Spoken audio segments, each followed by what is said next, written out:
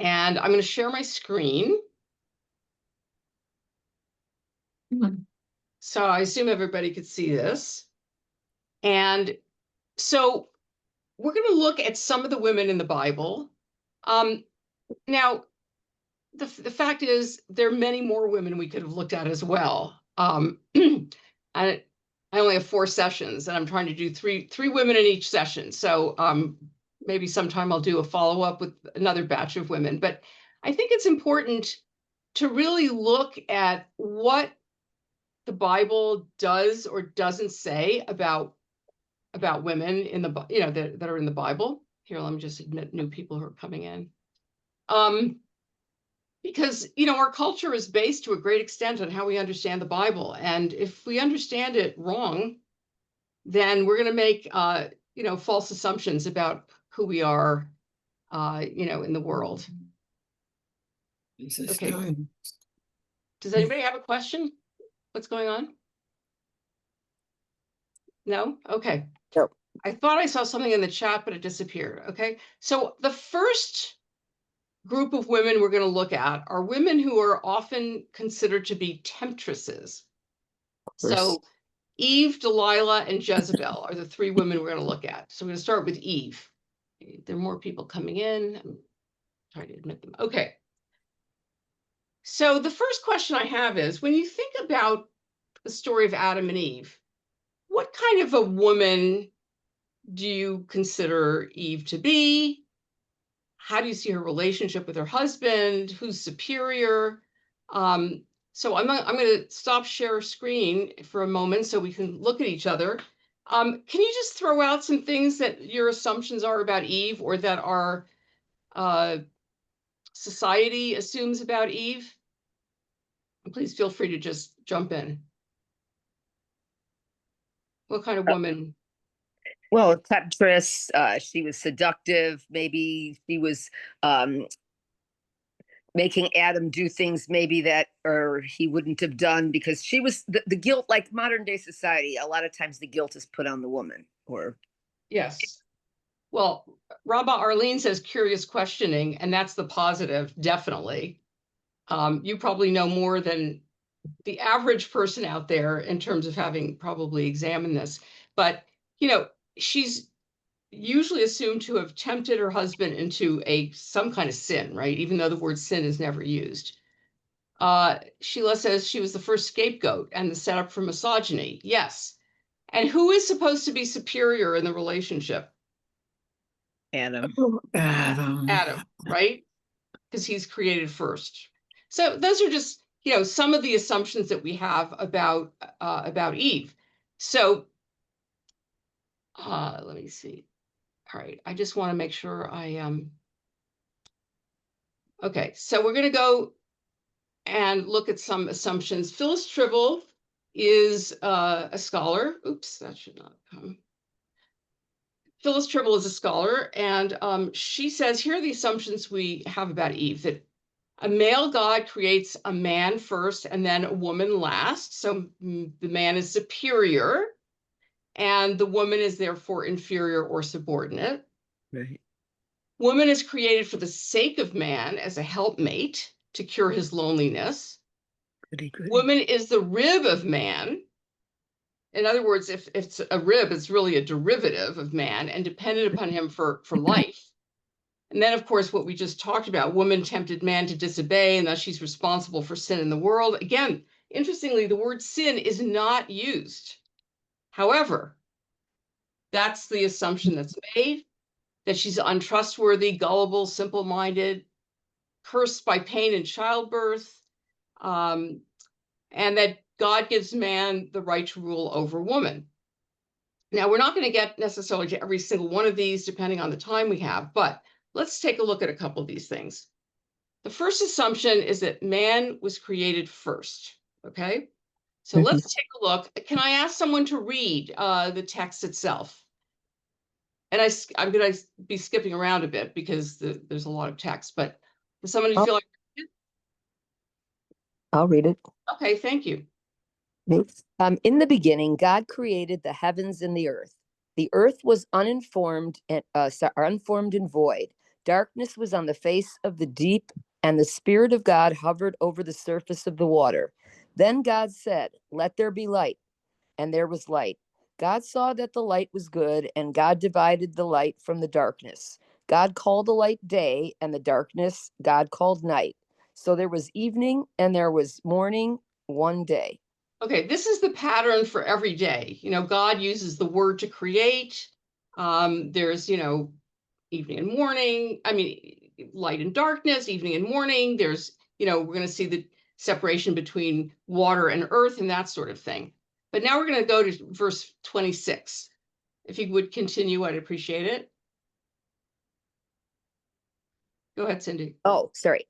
Then God said, "Let us make humankind in our image, in the likeness of ourselves, and let them rule over the fish in the sea, the birds in the air, the animals, and over all the earth, and over every crawling creature that crawls on the earth." So God created humankind in God's own image. In the image of God, God created him, male and female. God created them. So what do you notice here about what is being created on this sixth day? Well, Anybody notice anything? well, there's humankind, but the sentence that always gets me, the clause, is God created him, male and female, God created them. Yes, yes. So when we say, yeah. okay, when we say God created him, it's because, Hebrew's gendered, and it could even be it could be something non-gendered, but it is in the masculine form. Here comes somebody else. So it's a little confusing, but it does say God created male and female. God created them, and that's right there in chapter 1. So it is not true that a male was created first and then a female. They were created together. It's right here in plain black and white, or black and various colors in the background that I made. Also, well, let's go to, okay, so the first assumption was man was created first, but if you read Genesis 1:27, God created the human being in God's image. In God's image, God created him, male and female. God created them, okay? Mm-hmm. So what do the rabbis do with this? I mean, a male and a female is created. And so they say in their, some of their interpretations that God created the first human being as an androgynous being, because it's both male and female, right? Mm-hmm. And that it's in chapter 2 that God ends up separating the two genders, okay? Mm. The other thing is, okay, usually the translation is, God created man or Adam, right? That's usually how it's translated. I translate it as humankind because the word in Hebrew, Adam, which becomes his name, but in the first chapter, let's go back to that for a second. God is going to create Adam, and that's really humankind. It's not a male, and it's not Adam yet. Because right now you have a kind of hermaphrodite or some kind of creature where there's a man and a woman that are kind of tied to each other. Maybe they're like Siamese twins and they're going to be separated later. But right now they're one being. So you really can't say God created the man or Adam. And why Adam as humankind? Because Adam comes from the Hebrew, which is Adamah, which means earth. And as we know in chapter 2, God is going to take a clump of earth and blow into it, and that's going to become the human being. So Carol Myers, another scholar, says that the translation of Adam as man is incorrect, really. The Hebrew word Adam can indeed mean a male, and it can even be the proper name for Adam, but it's also the generic term for a human being. And that seems more appropriate here in this very first chapter. Mm.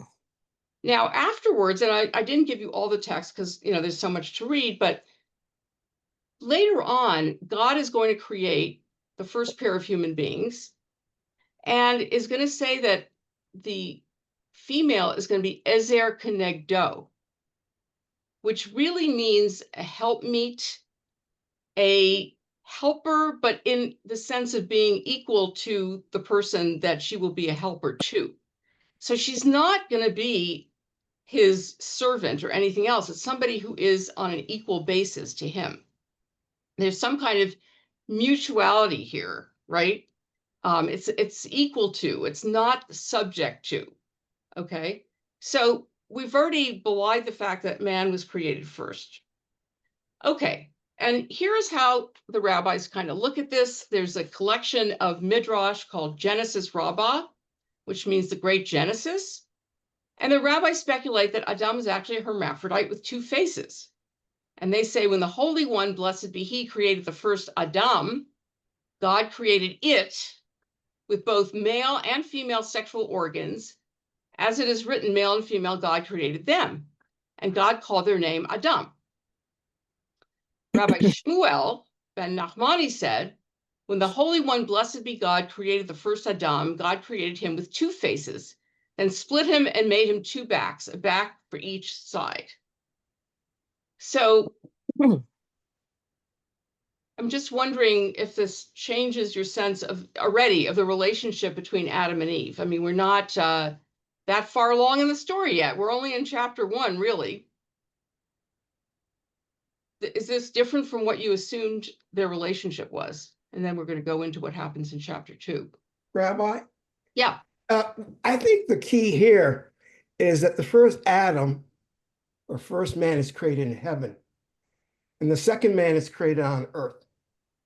So when we talk about, it's almost like Soloveitchik, Adam 1 and Adam 2. So the first Adam, the male and female, that he really creates both man and women in his, it's the spiritual man that we all possess. Oh, It's that's not an interesting way of man. looking. That's interesting, because certainly the God in the first chapter is transcendent, right? It's a God who creates by the word. It's not a God that you really feel like you can have a direct relationship with. In chapter 2, when God takes the clump of earth and blows into it, this is the immanent God that you can't have. Right. And this is the physical God, and this is the physical man. Okay, nice. And probably the big difference between physical men and physical women is sexuality. It's that drive. That whole physicalness kicks in and separates man and woman from the original Adam that's both male and female. So I think what we're looking at is the issue of, as far as the Adam on earth, the man of the earth, Adam. Okay. It's That's his physicalness. That's a nice way to look at it. That becomes the issue. That's interesting. That's great. I mean, listen, this is all subject to a lot of interpretation, obviously, and that's a beautiful way of understanding it. One is the spiritual and one is the physical, because also, frankly, there are two stories about how the world was created, and they're not the same. And so you could say, if you were a scholar, well, there are two different sources. But even if you admitted that there were two different sources and it's not all from one source and it's not all from God, it gives you two parts of reality, the transcendent and the immanent, the spiritual and the physical. And that's what these two first stories seem to be about. Great. Okay, let's yes, go ahead, Cindy. Quick question. I mean, the head or the people that wrote the Bible and the people that were there were men. So does it say anywhere that he was there or Adam was there to help Eve at all? Or not really, no. No. To me, but we're not going to get completely out of patriarchy, but there are a number of indications that there was more equality than you would assume. And that's what I want to try to point out. So thank you. Sure. All right. So now we're going to go to, we already looked at this question. So we were going to go to the second assumption. So we always are told that Eve was created from Adam's rib. And there's even this expression, Adam's rib. Movie. Right? There's a movie where I don't think we're going to take a look at it yet, but you can find clips of it on the I saw it on the internet, right? And Adam's rib means you're sort of, the helper to Adam, whoever Adam is. Okay, once it started playing, I don't want it to play, sorry. Okay, let's go to the next one.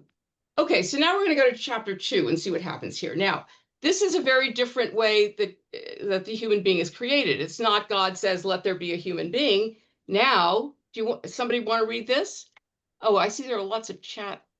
How do I get to the chat? It's going away. Here it is. Does somebody just want to see if there's anything? Okay. I already saw this. Okay, great. Does somebody want to read the next piece? I'll read it. Thank you. Then Adonai, God, formed a person from the dust of the ground and breathed into his nostrils the breath of life, so that he may become a living being.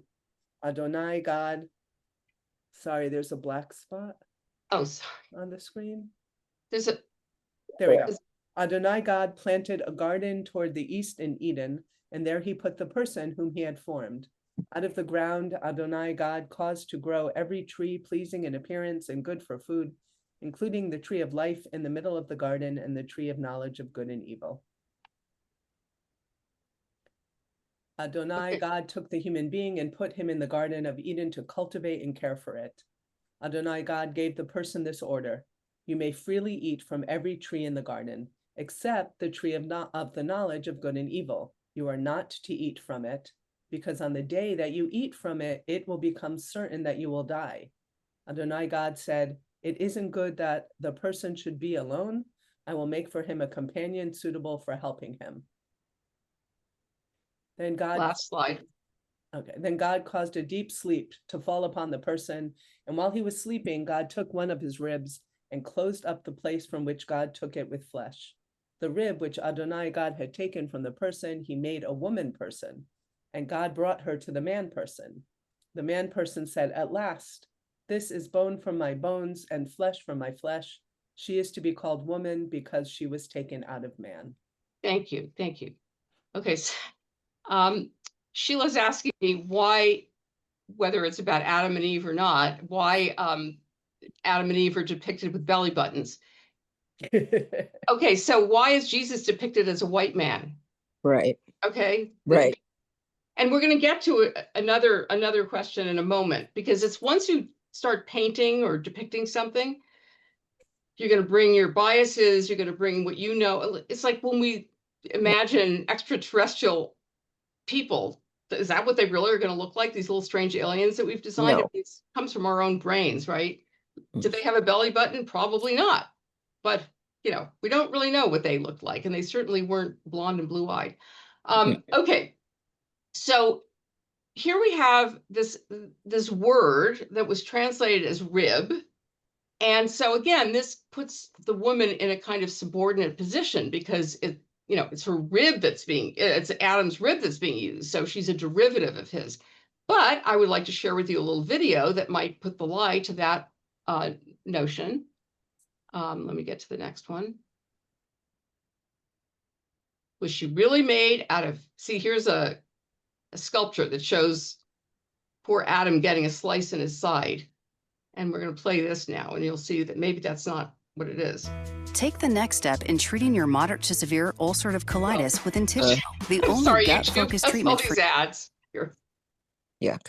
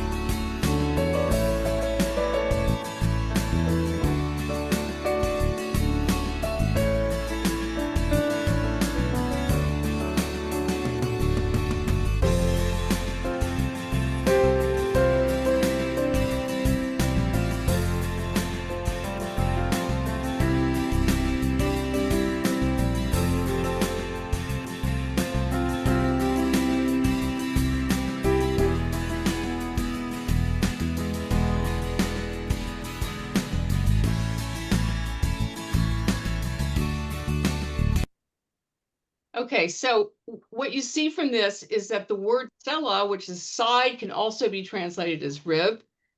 And if you go with what the rabbis had to say about this sort of hermaphrodite being created or a double person, then it really doesn't make sense to say a rib.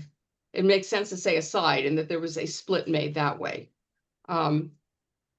Somebody's, oh, Sheila mentioned Moses and his horns. Yes, a bad translation, because Karen is, you know, streams of light, right? Karen or, and it also can mean horns. So that's where this crazy mythology came from, a painting that showed Moses coming down from Mount Sinai with horns, which it should have been like kind of light shafts coming out of his head. So yeah, translation is really important, really important. Okay, now another assumption is, what was the fruit that they ate of in the garden? Apple. Okay, who thinks it's an apple? Oh, that's all I know.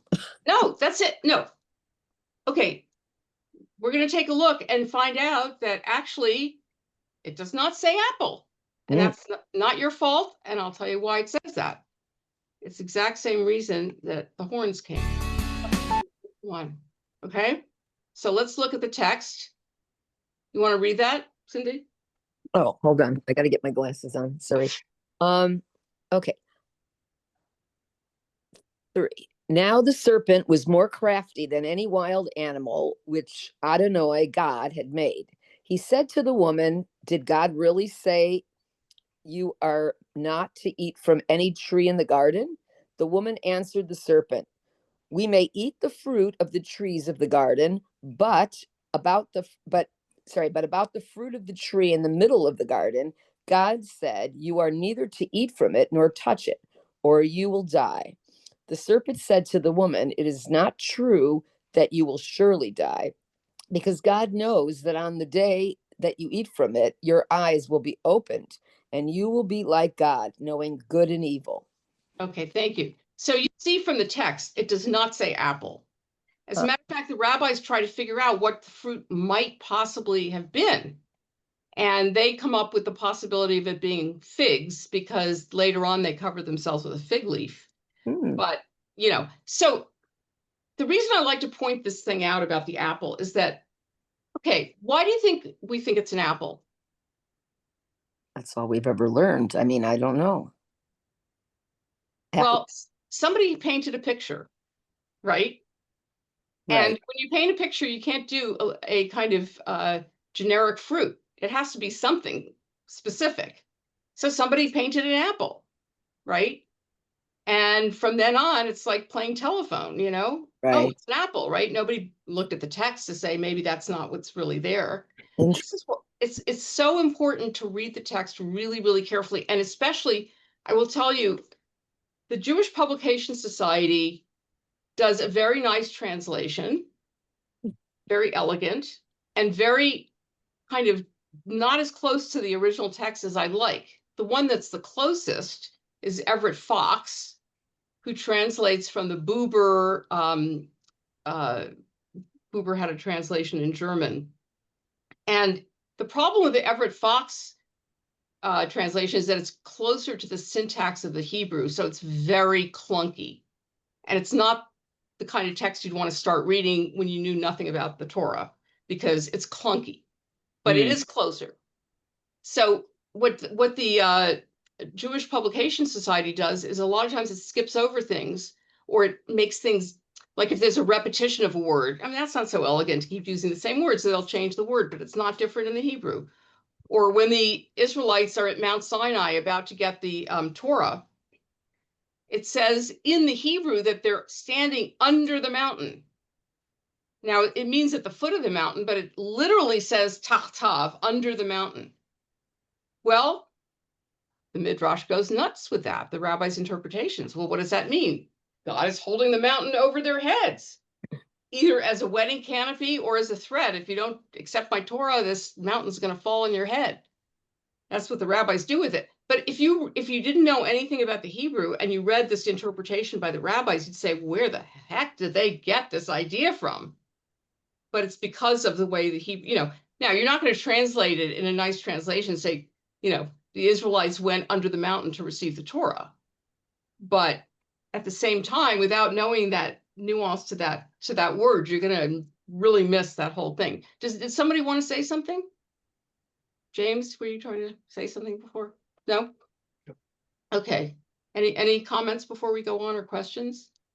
Yes, translation is definitely interpretation. So maybe the first person, if they would have painted a fig, and every single from the New Testament to the Old Testament had pictures of figs, and then we'd be saying that. Exactly. Now, what do you mean by, is this why we do Hagbah, Sheila? I could be wrong with the Hebrew word, Rabbi. Isn't Hagbah when we lift the Torah up at the end? So do we lift it up as commemorating being under the mountain? Oh, I don't think that's necessarily the reason, but that's a nice little idea. Not too many people talk about the being under the mountain. It's the Midrash that It's the first time I'd ever heard it. So well, as I said, it's there's certain expressions that if you take them literally don't make sense, but it's like tachtav. So it's at the foot of the mountain, but because literally it means under the mountain, the rabbis go nuts. It's either the marriage canopy and it's wonderful, and the Torah is the ketubah, or it's the mountain being held above their heads, which sounds horrible. But let me give it a slightly kinder interpretation.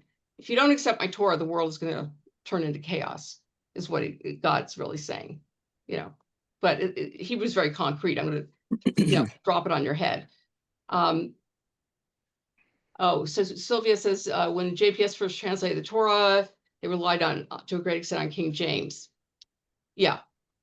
It's not as bad as it was, but it's still, you'll see another place that, for example, when the Israelites accept the Torah and they say, we will do and we will understand. That's the order. We will do and we will understand.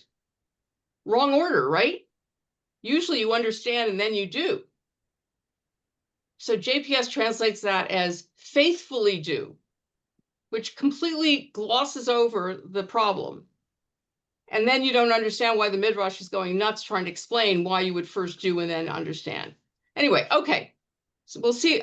This next instance is another one that's really a problem. So we're going to go on to this business about Eve being a temptress.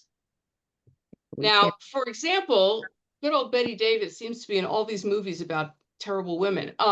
Anyway, so there's this woman that is her sort of protege, and her name is Eve. And of course, what is she going to do? She's going to try to knock, Betty Davis off of her pillar, stand so that she can become the premier actress. Okay, she's a manipulator.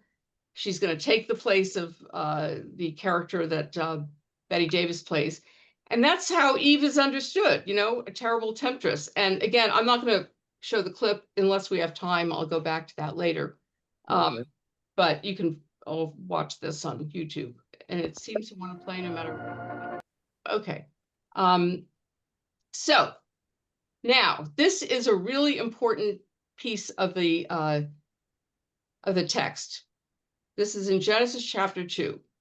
When the woman saw that the tree was good for food, that it had a pleasing appearance, and that the tree was desirable for making one wise, she took some of its fruit and ate. She also gave some to her husband who was with her, and he ate. So this is another place where the JPS translation makes me crazy. Most of the translations, and I don't know what the reason for this is, except perhaps some kind of misogyny, translate who was with her. Ima. He is with her the whole time. It's because we have this image of the snake talking to Eve. Oh yeah, I'd like to have a nice piece of fruit. Obviously, she's doing it for some reasons that are not so terrible. She'd like to become wise. That's not a terrible thing. Somebody else is coming in. Hang on. So, and then you imagine that she's gone off and found him hiding somewhere and seducing him and saying, come on and have a little bit of this fruit, as though he had no idea what was going on. But he is standing there with her. So I just want to emphasize that. Very interesting. Because, as I said, very often it is not translated. If you read the Hebrew, it's right there. But she is not in search of him somewhere else. She is not seducing him. He's standing right there. He just takes it with her. And of course, later on, when God says, what were you doing? He blames her, right? It's her fault. This woman that you gave me, God, I would have been fine if it hadn't been for her. But that's another story. Okay. So, Rabbi, I can't remember your first name right now. But you mentioned the thing about Eve being wise and all that. So some feminist theologians look at Eve and why she ate of the fruit and say it's not because she was just, oh, it was a pretty fruit or something like that. She ate of it because she does appreciate the aesthetic quality of the fruit, but she also wants to become a wise person. And that's really not a bad thing, right? Except throughout history, well, our history anyways, they wanted to keep women down from being wise, especially in the old days, because the man would be challenged more. And there's, political things that came of that. Someone said, isn't this chapter 3? It might be chapter 3. Did I put chapter 2 on there? That's a mistake if I did that. Okay. So now here's another interesting thing, speaking of women. So it may not occur to you, but, yes, we see this like hermaphrodite that gets split in two, and now you have Eve and now you have Adam. But the way it's written, chapter 1 has a male and a female. Chapter 2 has the same male and another female, according to the rabbis. Okay? Another female. So in other words, they see 2 females in the story. Okay? Anybody ever heard of Lilith? Oh yeah, that's the one that they threw out, that he threw out because she was too uppity. Yeah. So No. they imagine that Adam is married to this woman named Lilith in the first chapter, and she is not a woman who wants to be subservient. And they even go so far as to say she wouldn't have sex on the bottom. Okay, if you think the rabbis don't spend time on sexuality, you'd be wrong.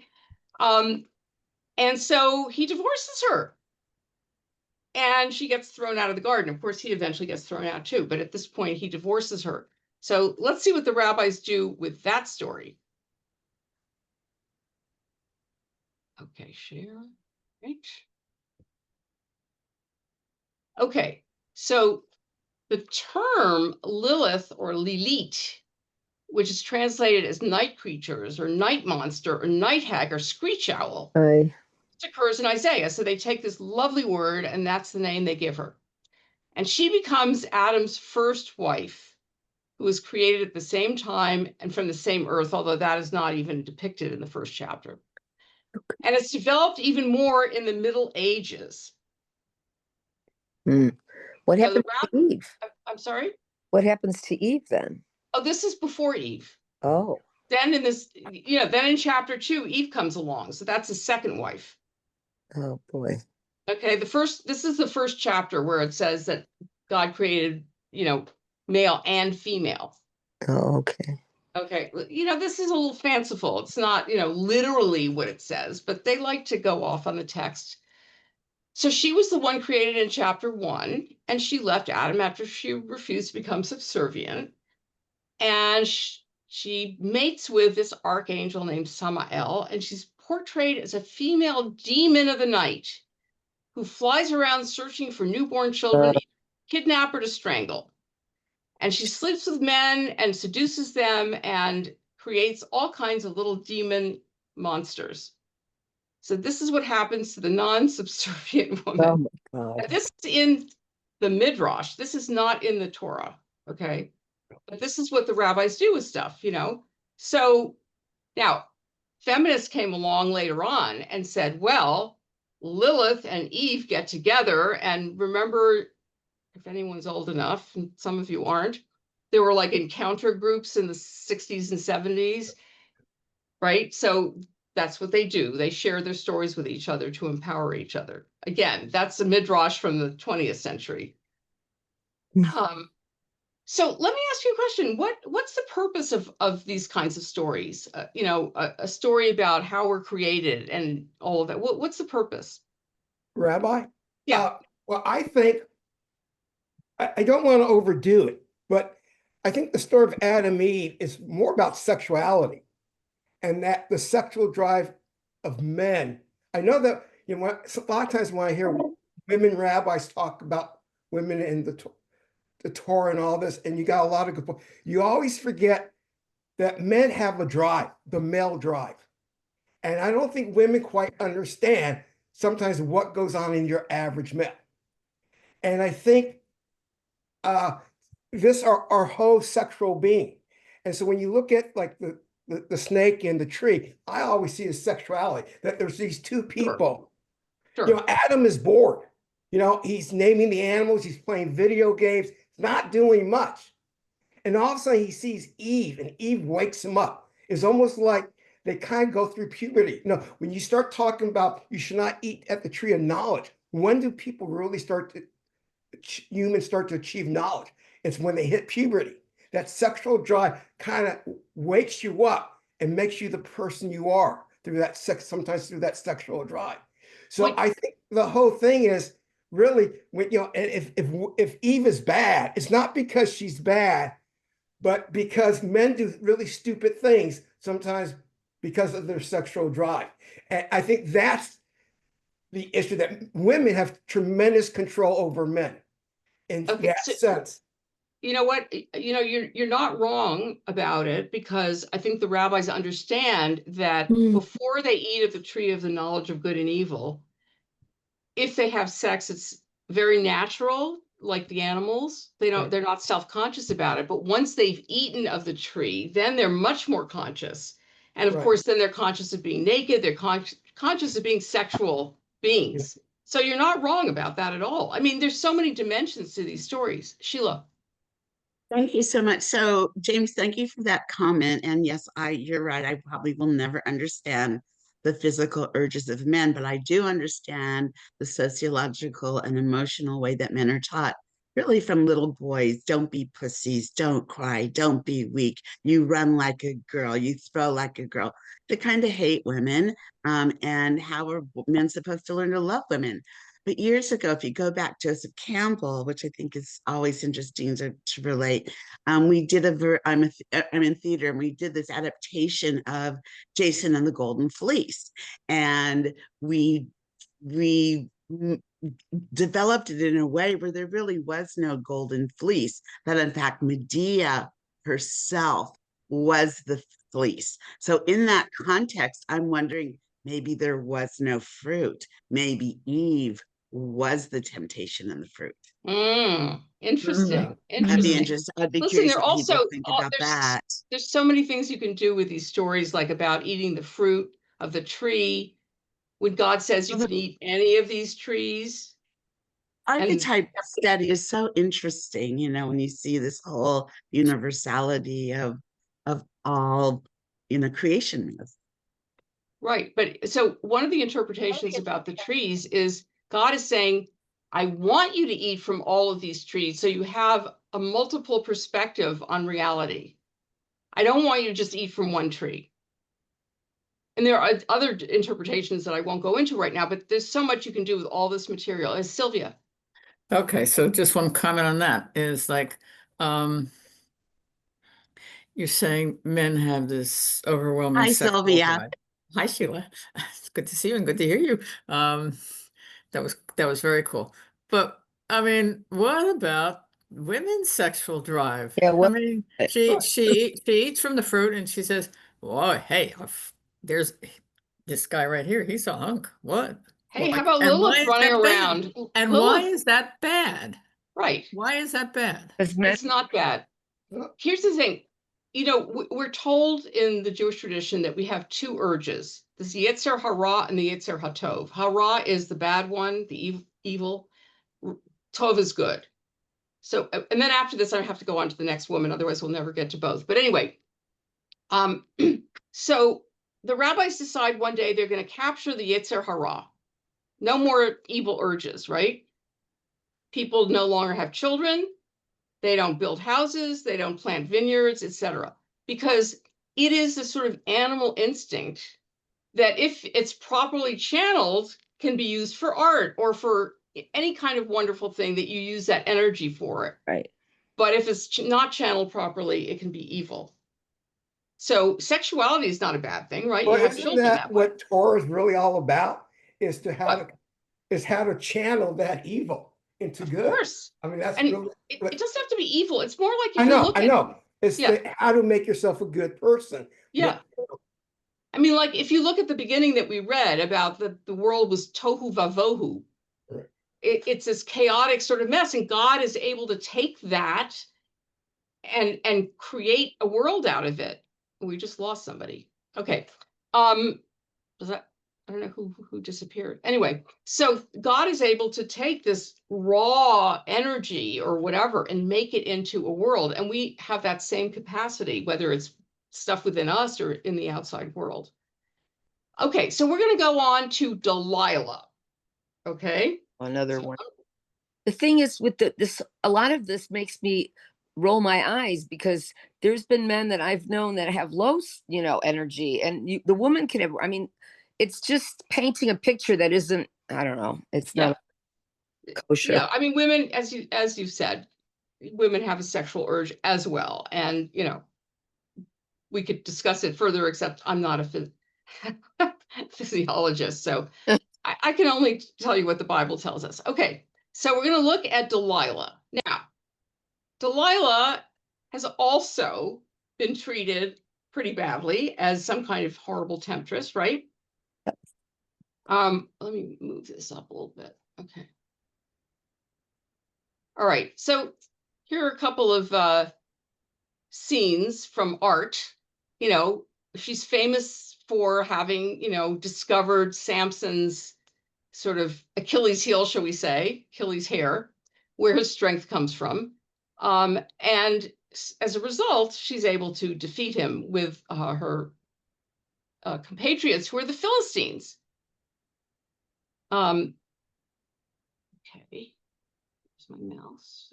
Okay, so here's, one movie that was done with Delilah as the evil temptress. This, again, I'm not going to play it right now unless we have time later, but a scene from Samson and Delilah where you probably know the story a little bit from the Bible, where his hair is where his strength lies, and when it's cut, he doesn't have strength, and they tie him up to the temple, and then at some point his hair starts growing back, and I guess they didn't realize, hey, his hair's growing back, that must mean he's going to be strong again. And he breaks the chains and brings the temple tumbling down, and that's what he's doing here. And it always just really wants to play. Okay, then I thought, well, there are a couple of songs that are interesting, so we are going to play a little bit. Now this is the Grateful Dead, and it doesn't, I think it starts ways in, so I'm gonna go into it, because otherwise it's just all instrumental, and then I'll show you some of the words afterwards. Peter, Paul, and Mary sang that song too. Oh yeah? Delilah was a woman, she was fine and fair. Ooh, she had good looks, God knows, gold black hair. Delilah, she gained old Samson's mind. When first he saw this woman, Lord, couldn't leave his mind. Delilah, she climbed up on old Samson's knee. Said, tell me where your strength lies, if you please it.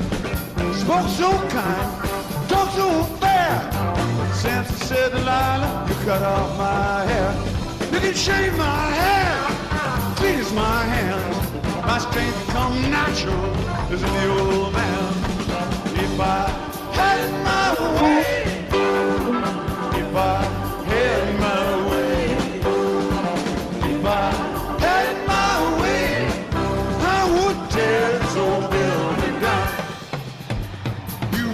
that Samson. Oh, from his works, he was the strongest man that ever has lived on earth. Okay, we're just going to do that much for now. But I want to look at the words. If I had my way, I would tear this old building down. That's what happens in that scene that I showed you. Well, Delilah was a woman. She was fine and fair. She had good looks, God knows, and coal black hair. Delilah, she gained old Samson's mind. When first he saw this woman, he couldn't believe his mind. Delilah, she climbed up on Samson's knees, said, "Tell me where your strength lies, if you please." She spoke so kind and she talked so fair. Well, Samson said, "Delilah, cut off my hair. You can shave my head, clean as my hand, and my strength will become as natural as any old man." That's just a little piece of it. Mhm. So, yeah. Did someone say something? No. Okay. So speaking of male sexual desire, I mean, it's very clear in the story that Samson is attracted to her sexually, and that's sort of, what drives his behavior. Okay, just mention that.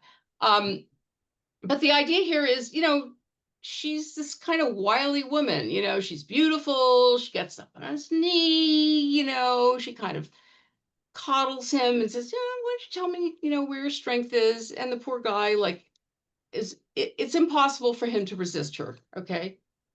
Then we have good old Tom Jones. Remember him? We'll play a little bit of him. When you've got a classic After the ride, commercial. you need tools you trust. Whether you drive it every day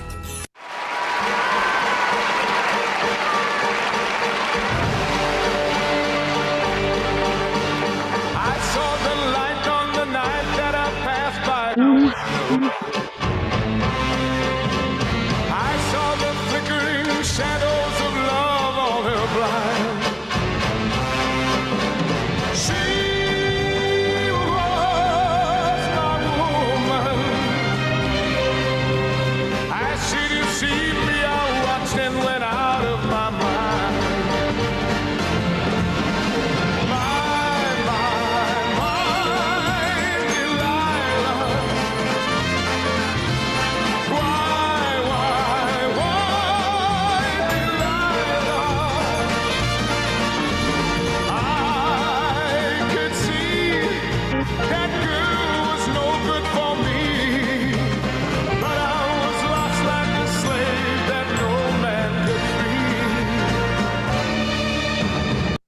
Okay. Let's look at some of the work. Happy good day when that man drove away, I was waiting.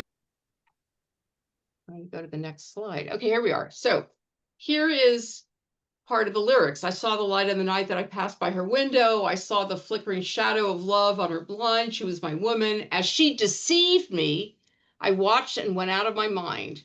My, Delilah. Why, Delilah? I could see that girl was no good for me, but I was lost like a slave that no man could free. So before we look at the text, what do you know about the story? This is what he kills her. In He this kills song, her. he kills her. In this song. Oh, Yeah, yeah. But in I this mean, song. what do you know about the story in the Bible? He That's very funny. Samson Anyway. Samson was a very gifted person. I think he was really rich. He was good looking. He had all the attributes of this great person, but he wasted it. The thing was that, he hung out with, I guess, the Philistines. And he just basically, he took all the greatness and holiness that he was given and position, and he kind of threw it away. Okay. And that was part of it, I think, that he had so much. It's almost like the opposite of Jacob when he flees his brothers. And, he talks about Macomb, the place, like he has nothing but a rock. And here, Samson is born with everything. Great. And Rob, do you want to go ahead? It's my name's Arlene. Okay. So what I always found interesting about this is that Samson, yes, he was born seemingly with all these powers and everything, but in fact, he never asked for them. right? The fact that he was a Nazarite with these powers, this long hair, as long as he doesn't drink and cut it and lives a certain way, were, put upon him in utero by his mother. So he was born into a life that maybe I always wondered, like, did he really know how to cope with it? Like, did he know how to cope with life? And did he ever have affection besides his mother? And Delilah comes and seemingly gives him affection and then worms her way into getting him, after much trying, to reveal his secrets. So it, Right, as you yeah, said it makes me a little more sympathetic towards. as you said in the notes, he resists her 3 times. What I want to see is, does she deceive him? That's the big question for me. Okay, we're going to look at the text in a minute. Go ahead, Sylvia. Yeah, I think that it's so interesting is that what you said before is that he is in the palace of the Philistines, right? And they're almost always at war. They're trying to take each other over. So Hello, Gaza. Yeah, go ahead. yeah, but the question that you asked right at the beginning is, was she a prostitute? I mean, she was this evil woman who was trying to get Samson to his knees, or was she trying to save the Philistines? Was she a patriot? That's important because she's a Philistine. Right. So we're going to see that what she's doing is for the sake of her people. Right. But All my fair big in love and question- war. Huh? All's fair in love and war. Right. No, but my big question is, we're going to see there are 3 times that he resists her, okay, where he won't give her the secret. And he finally gives it to her. But the question is she deceiving him? Does she wile her way into finding out his secret or not? And that's what I want to look at. So we're going to look at the text. Does anybody here want to read before I share the screen? You guys don't like reading out loud? I do. I used I to don't love- like a hog. I used to like to read out loud when I was in school. Do you want to, Sylvia? Yeah, I could. Okay. All right, great. Let me get to the text. I don't like to, but I can. Oh, well, thank you for doing it. Okay. Go ahead. Yeah, well, yeah, there you go. Thank you. After this, he fell in love with a woman who lived in the Sorek Valley, whose name was Delilah. The chiefs of the Philistines went up to her and said, "Coax him into telling you where his great strength comes from and how we can overcome him so that we can tie him up and subdue him. If you do, each of us will give you 1,100 pieces of silver." Delilah said to Samson, "Please tell me what it is that makes you so strong and how someone could tie you up and subdue you." Samson replied, "If they tie me up with 7 fresh bowstrings that have never been dried, I will become as weak as any other man." The chiefs of the Philistines brought up to her 7 fresh bowstrings, which had not been dried, and she tied him up with them. Now she had people lying in wait in the inside room. So she said to him, "Samson, the Philistines have come for you." But he snapped the bowstrings as easily as a piece of straw breaks when it touches fire, and the source of his strength remained unknown. Delilah said to Samson, "You're making fun of me, telling me lies. Now come on, tell me what it takes to tie you up." "All it takes," he answered, "is to tie me up with new ropes that haven't been used. Then I'll become weak and be like anyone else." Okay, I'm going to stop for 1 second and thank you for reading that. What do you notice is going on in this scene? What happens when he tells her what his where his strength lies and where his weakness comes from? Well, he's kind of deceiving her, isn't he? Well, he does deceive her, yes. But what happens the minute that he says, "Here's what you can do to get me to not be strong"? She What happens reports in the back scene? to her masters. Yeah, but all these people come and try to kill him. Yeah. So hello, it's not like it's going to be a big surprise that if he gives her the secret to his strength, that they're going to try to kill him or do something horrible to him, because you'll see in the second round, the same thing's going to happen. The minute he says to her, "Here's how you can defeat me," they all come after him. So is he a knucklehead or what? Right? Yeah. He knows what's going on. It's not a deception at all. And by the way, she's being paid to be a spy. She's a businesswoman. right? She's not an idiot. Okay, you want to pay me? Okay, he's a good hunk. I don't mind doing it with him, right? Happens all the time. But the thing that is, to me, so important is that every single time he gives away his secret, which of course he lies the first 2 times, they come and attack him. So it's not like he's some poor guy who's being, manipulated by a woman, right? He knows exactly what's going on. Okay, so we're gonna finish the story. And Sylvia, if you don't mind, you read very nicely. If you could continue. So now this is the second. Okay. Black is in the way. Well, yeah, the black is in the way of the I first. don't know why this hanging thing is floating meaning. Okay, is that better? I No. can't read the, yeah, there it is. I can read it now. Okay. So Delilah took new ropes, tied him up, and said to him, Samson, the Philistines have come for you. The people lying in wait were in the inside room. But But this was the second time, by the way, right? He just told her a new thing, and they're coming after him again. Right. But he broke the ropes from off his arms like a thread. Delilah said to Samson, till now you've been making fun of me and telling me lies. Tell me what it takes to tie you up. He said, if you weave the 7 locks of my hair across thread on a loom. So she fastened her cloth work in the loom with a pin and wove his hair in. Then said to him, Samson, the Philistines have come for you. He awoke from his sleep and pulled away the loom pin and the interwoven cloth. She said to him, how can you say you love me when your heart isn't with me? 3 times you've made fun of me, and you haven't told me the source of your great strength. Every day she kept nagging at him and pressing him till it bothered him to death. So he finally told her everything. He said to her, no razor has ever touched my head, because I have been a Nazir of God since I was born. If someone shaves me, then my strength will leave me, and I will be like any other man. When Delilah saw that he had really confided in her, she sent and summoned the chiefs of the Philistines with a message. Come up this one last time, because he has finally told me the truth. The chiefs of the Philistines went up to her and brought the money with them. She had him go to sleep in her lap and called for a man to shave off his 7 locks of hair.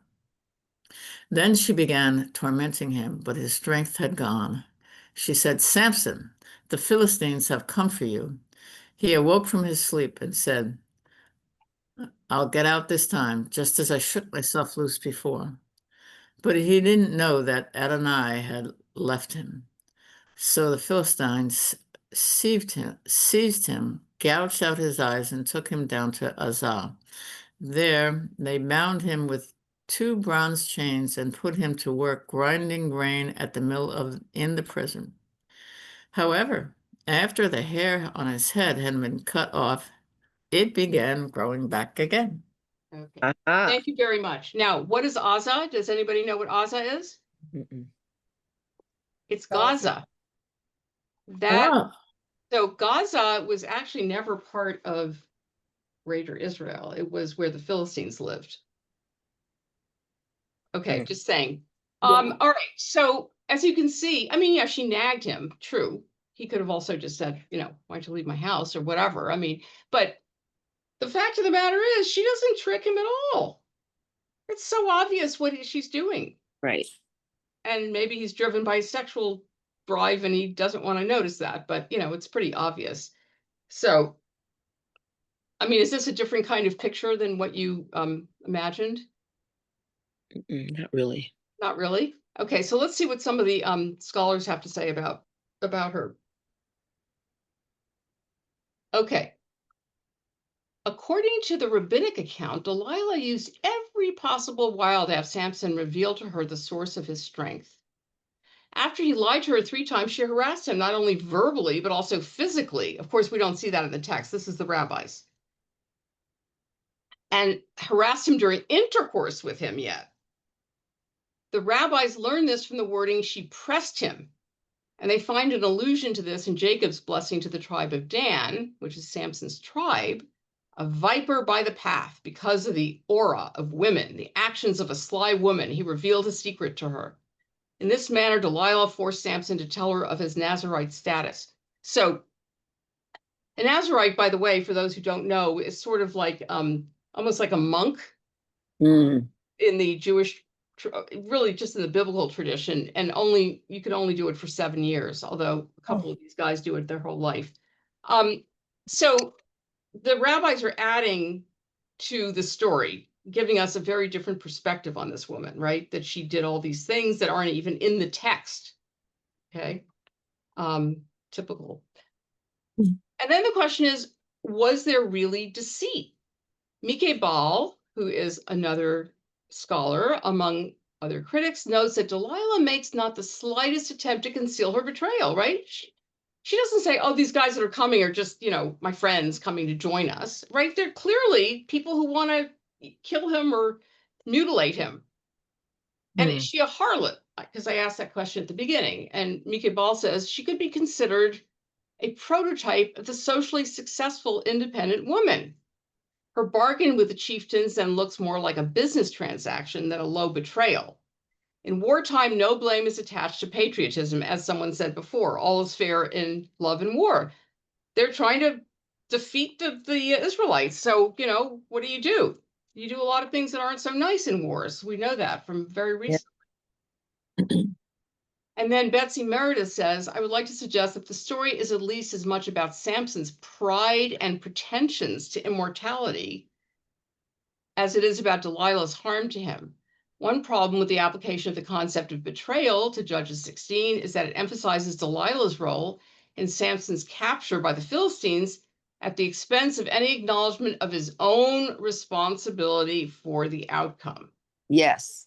Thank you. Who said yes? Me, Cynthia. Cynthia, of course you did. So before we move on to Jezebel, our last woman, any thoughts about Delilah? Any new insights into her? I think you can already see just from these two women how something that may have meant something during one time has then been interpreted over time to fit a particular narrative. I don't want to be, anti-male or anything like that, but it is a patriarchal culture that has turned these women into something that they were not. Yes, go ahead, Sylvia. Yeah, I think a big takeaway for me is the problem is that we don't want to acknowledge that Samson had an overweening sense of hubris. Right. Pride. Exactly. Oh, I can handle this, right? Yeah, and there's well, they're not looking at the male's faults. It's like if we blame the woman, then Adam's cool, and we don't have to look at his or any one of these people's, Samson's issues or flaws. Let's just blame it on the scapegoat woman. That's how and also that, women as cunning and wily and all that. That's a trope that has existed for a very long time. Being subordinate, in this case, she's a pretty independent woman. She's like, okay, I'll take the cash and I'll go do the job. I always thought with Samson, it was really, the meaning was he just put himself into the wrong place. He was hanging out with the wrong people, wrong attitude, and this is what he brought upon himself. Sure. And he just put himself in the wrong place. And well, if he allowed his sexual drive to kind of dictate how he behaved, right? Yeah. Okay, so let's look at Jezebel, another role for Betty Davis. She seems to have all those roles, okay? So here's Jezebel. So again, my question is she a temptress or is she a religious fanatic, which is a little different, right? Okay, now my little arrow is gone. What happened to it? There it is. Okay, so there's a little picture of Jezebel. See, that's not what was supposed to happen. Sorry. Let me move this over. There we go. All right, so again, she's depicted as a woman who is evil. She's probably one of the worst women in the whole Bible. I think she's the most hated woman in the Bible. Um, Well, we use her and- name. They don't be a Jezebel, or exactly. There's a whole expression. It's like Adam's rib or whatever, right? Adam's rib means you're secondary. And here you have a movie with Paulette Goddard. Jezebel, look at her. I mean, her crown almost looks like she has horns on her head, like a devil, right? They. And there is good old Betty Davis playing Jezebel. Look at that expression on her face, right? Right. And we're not going to play it right now either, but again, you can find it. Now I know when I hit this to change the slide, it's going to start playing. Yep. Rabbi, can you go back to the previous slide, though? Yeah, if I This is could so somehow get my arrows back. I'm sorry. Oh, here they are. Okay, which one? This one? The one where the Betty. Okay, so do you notice how the font looks almost like Hebrew lettering? Oh, Right. yeah, you're right. You're right. A subtle, Yep. subverse. Very, very good. Good observation. It looks like, yeah. A little, yeah. Yeah. Sorry. Oh, also right. there is something really interesting in that. I'm sorry. Go ahead. There's something really interesting in that that picture, and Yeah. is like the background comes up, like you could almost, in a very abstract way, you could almost see angels' wings behind her. Huh. Let me go back to that. So there's a good question to answer your question. Wait, let me look. Oh, I see. Because of her dress. That's right up there. Yeah, right there. Yeah. The orange coming up. Yeah. Yeah. Okay, so, all right, we're going to read a little bit of the story itself. Who would like to read? Cynthia, do you want to read? I'll read. Sure. Thank you. But then, as if it had been a trifling thing for him to commit the sins of Jeroboam, Ahab took as his wife Jezebel, the daughter of El-Bahai, the king of the Sidonians, and went and served Bahai and Baal, sorry, my eyes, Baal, okay. and worshipped him. 32. He erected an altar for Baal in the house of Baal, which he had built in Samaria. Okay, so let me just give you a little background here. So Jeroboam, the southern and the northern kingdom split from each other. And the ultimate history was written by the southern kingdom, by Judah. So if any bad things happened, it would be in the north. It would be the northern kings who would be, unfaithful to Yud-Heh-Vav-Heh and evil and all of that. So Jeroboam is one of the guys who represents one of the most evil kings, right? And Ahab, definitely, right? And what does Ahab do? He marries a foreign wife, which is what Solomon did, right? Which is why in the end, the kingdom split. So what happens when you marry a foreign wife? Well, you know what? It happens to be good diplomacy. Because actually Ahab and his whole, his father and whatever, I mean, they ruled for quite a long time because you marry a foreign wife and now you have good relations with that country or that people. Right. But what happens when you marry a foreign wife? She's going to bring in foreign gods, and Baal is that god. And so she is faithful to Baal. That's who her God is, and so she's going to have a big contest with Elijah. Elijah is in this part of the Bible. And they're going to have a big contest to see whose God is stronger or better than the other gods, right? Okay, so let's go back to this. So she's going to have the prophets of God killed. And then there's going to be this big contest between the priests of Baal and the priests and Elijah and the priests of Yud-Heh-Vav-Heh. Okay, you want to keep going? Oh, Ahab told Jezebel everything Elijah had done and how he had put all the prophets of the sword. Then Jezebel sent a messenger to say to Elijah, "May the gods do terrible things to me and worse ones besides, if by this time tomorrow I haven't taken your life just as you took theirs." Okay, so there's this big contest between these two sets of prophets.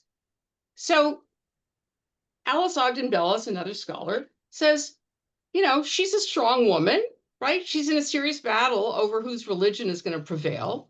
I mean, she's not a bad person just because she has a different God, although obviously people are killing each other's prophets. That's not so wonderful.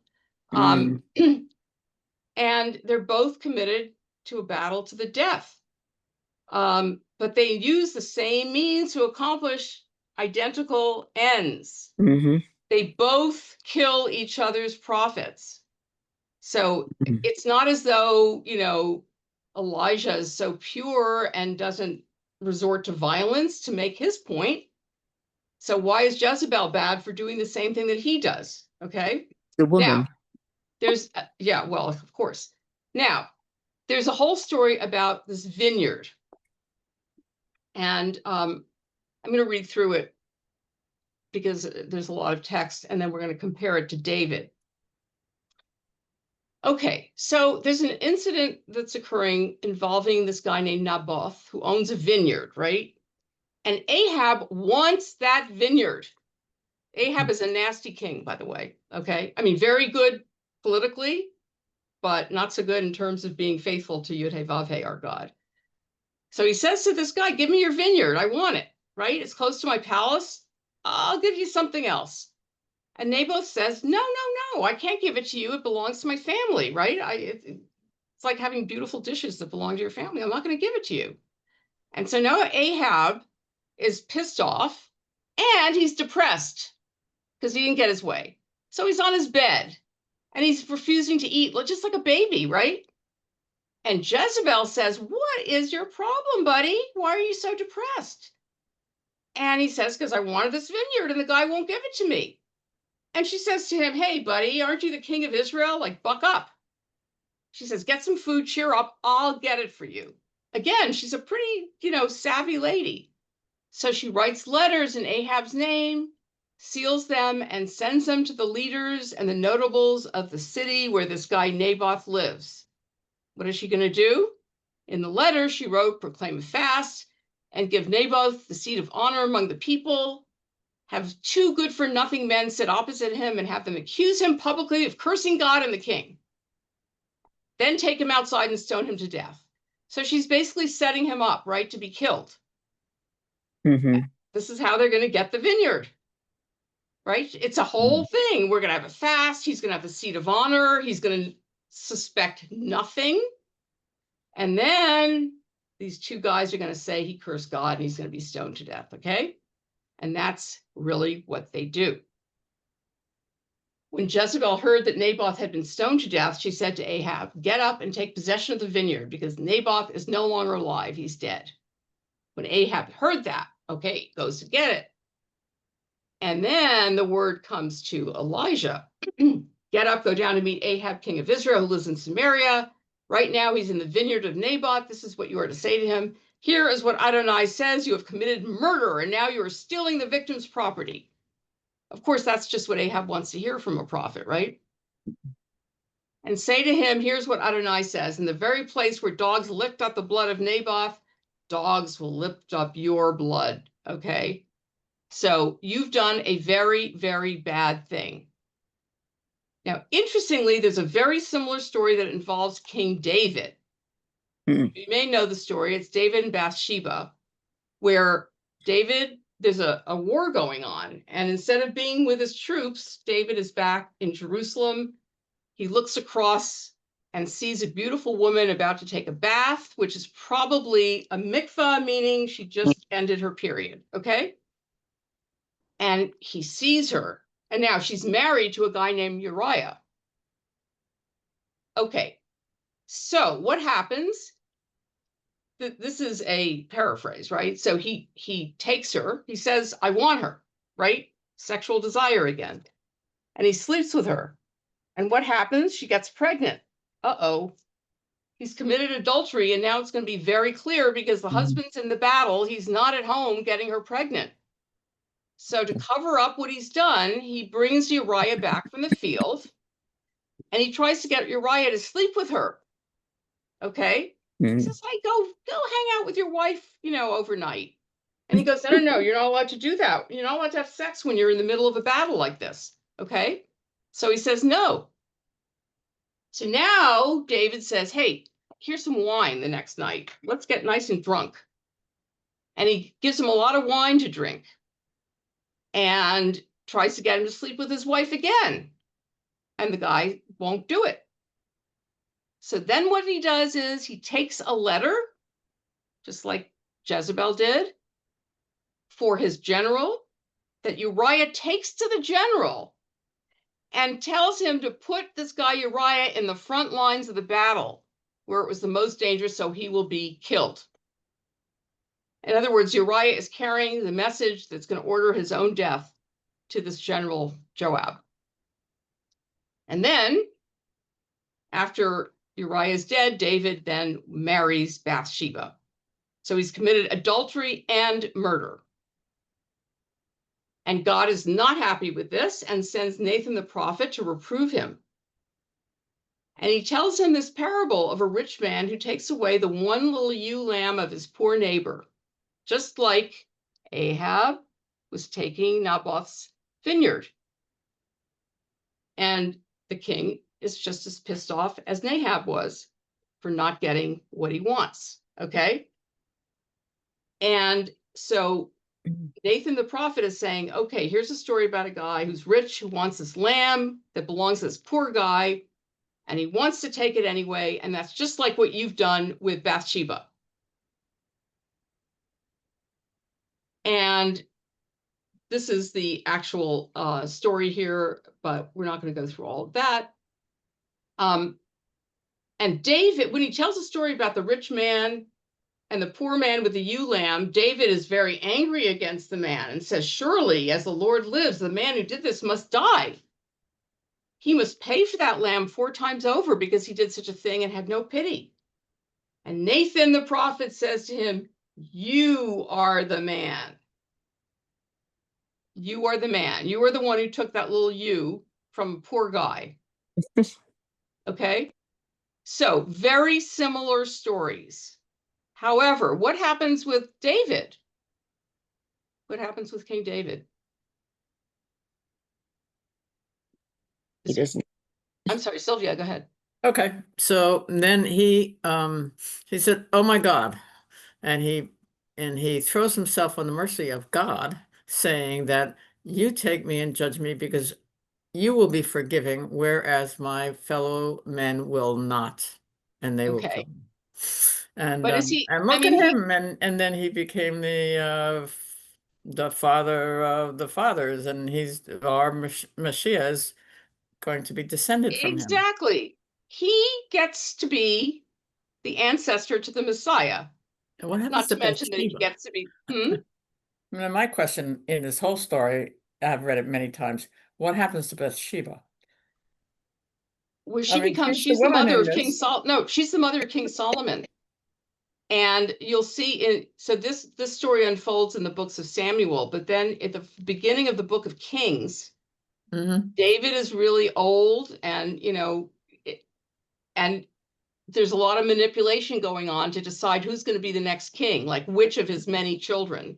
Right. And she maneuvers it so that it's Solomon. So she gets the last laugh. She gets the last laugh. Yes. I see.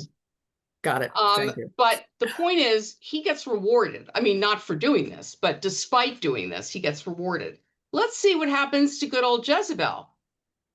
I don't know if you guys know the end of the story. Okay, here it is. So this is going to be the next kin. When Jehu came to Jezreel, Jezebel heard of it, and she painted her eyes and adorned her head and looked out the window. She's trying to be accommodating to the new guy, right? She doesn't want him to be on her bad side. As Jehu entered the gate, she said, "Is it well, Zimri, your master's murderer? He killed her husband." Then he lifted up his face to the window and said, "Who is on my side? Who?" And 2 or 3 officials looked down at him. He said, "Throw her down." So they threw her down, and some of her blood was sprinkled on the wall and on the horses, and he trampled her underfoot. When he came in, he ate and drank, and he said, "See now to this cursed woman and bury her, for she is a king's daughter." They went to bury her, but they found nothing more of her than the skull and the feet and the palms of her hands. That is her ending. Thank you very much. Okay, compare that to David. And there are lots of places where you'll see in some of the other sessions that there are parallel stories to some of the stories we're going to look at, and they don't end the same way when they're not involved with women. Okay, what did the rabbis do with her? So the Jerusalem Talmud relates that when Rabbi Levi would expound, indeed, there never was anyone like Ahab who committed himself to doing what was displeasing to Adonai. He would censure Ahab's conduct, since this verse attests that none of all the kings of Israel had committed acts as notorious as those of Ahab.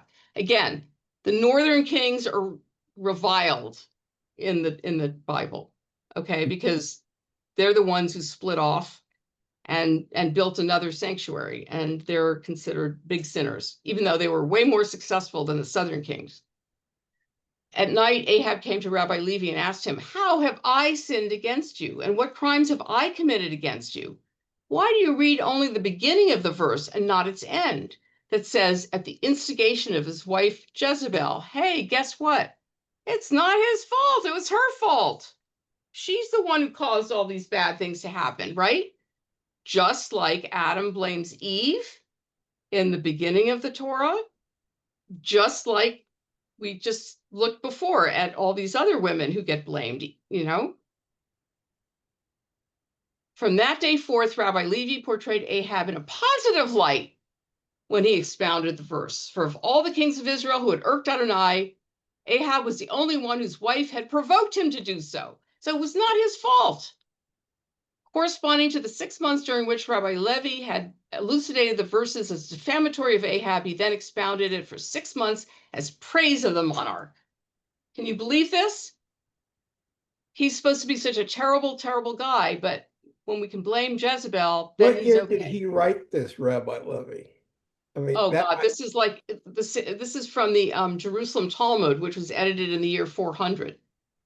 So sometime in, the first few hundred years of the Common Era. All right, here's some more. Despite their negative description of Jezebel, the rabbis did not refrain from enumerating her merits when she was worthy of praise. When Elijah forecast Jezebel's end, he prophesies, "The dogs shall devour Jezebel in the field of Jezreel." This prophecy is only partially fulfilled, for when her body is eaten by the dogs, they leave her feet and hands. The Midrash explains that these parts remain because of the acts of kindness that Jezebel performed with them. Jezebel's home was close to the marketplace, and whenever a funeral procession passed by, she would come forth from the house, strike with her hands, lament with her mouth, and walk 10 paces. So here they are trying to be a little kinder to her. It wasn't her whole body that was eaten by the dogs. It was just everything except her hands and feet. And that's supposed to be a good thing, I suppose. And here's another good thing she did. When a bridegroom passed through the marketplace, she would come out, clap her hands, call out with her mouth, and walk 10 steps after him.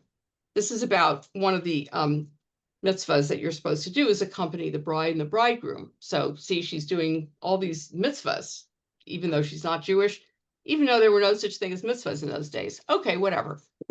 This account teaches that God rewards good deeds, even in a wicked woman. That the limbs that performed laudable acts were the recipients of divine loving kindness. So really what we're saying here is, it's not so much that Jezebel is okay. It's that she did a few okay things, and God is so merciful that God rewards someone, like by allowing her feet and her hands not to be eaten by the dogs. Why?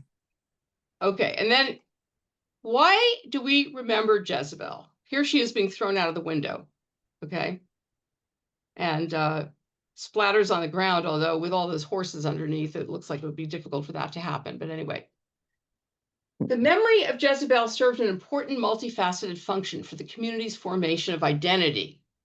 First, she baldly represented the negative for that community, what they were not, what they agreed they would not be. The figure of Jezebel provided the important outer boundary for who Israel was. So a lot of what the Torah and the TaNaKh, which is Torah, Nevi'im, and Ketuvim, the whole Hebrew Bible, a lot of what is being created there is the people Israel. Who are these new people, and how are they different from the local pagans? And so very often, because there's this effort of creating this brand new identity for brand new people, the other side is portrayed particularly badly.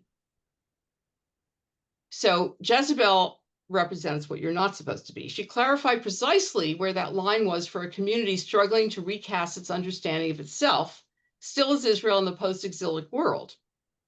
This negative reinforcement occurred in at least two ways. First, a sense of social cohesion was enhanced by the shared disgust her story elicited. That's pretty sad, I think, that the reason we want to have somebody like that to reinforce our identity is so we can all be disgusted together. Okay, I don't find that very Jewish, but okay, that's what this particular, actually, this writer is not Jewish. Harry Walsh from Villanova University. So it's a little bit different from the way I think the rabbis would have written this. Mm-hmm. Jezebel is the most reviled character in the Hebrew Bible. A more nuanced portrayal might well have split hearers in their reaction to her, but not so with the Deuteronomic. Okay, Deuteronomic history we have to talk about for a second, which is the book of Deuteronomy has a very clear theology. If you're a good person, you will be rewarded, and if you're a bad person, you're going to be punished. And the history that occurs in the books of Joshua, Judges, Samuel, and Kings follows along that line. The good kings get rewarded, at least by God, not necessarily by their victory on the battlefield. And the bad kings get reviled and eventually punished in some way. So Jezebel is the queen that everybody could hate. Secondly, hearing Jezebel's evil escapades would occasion further somber reflection on the limitations of political autonomy itself. The Omrids and the entire line of wicked kings, and this is the line of Ahab, recall that monarchic self-rule was fraught with dangers, corruption, and risk, and the community would likely view monarchic rule itself as fragile, since it had lost both northern and southern kingdoms in its past, and more recently had witnessed the fall of Babylon to Persia.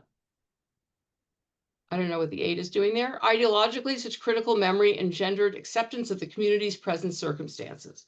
So, in other words, this allows us to have somebody that we all hate. It allows us to set certain boundaries to our identity, and it allows us to see what some of the dangers of a certain kind of government are, although in the South they had kings too. And those kings were like Hezekiah was supposed to be a wonderful, good king, and Josiah. Let me see what's in the chat. Oh, Sheila says at the end of the film, Jezebel chooses to go to the land of the lepers. She repents for her sins by sacrificing her life. Of course, that's what we do, right? So I hope that this first session gives you a little bit of a sense of how our culture has imposed a way of understanding a text that may or may not actually contain the elements that the culture imposes on it. And again, it's through translation, it's through emphasis, it's through paintings. Again, I don't know how the apple started, but somebody probably wanted to draw a picture, and you can't do a generic fruit. Next time, we're going to look at some warrior women that might surprise you, that women in the Bible are not just little shrinking violets, they're also warriors. So any last questions before we sign off? Because it's now 11 o'clock. Last questions or comments?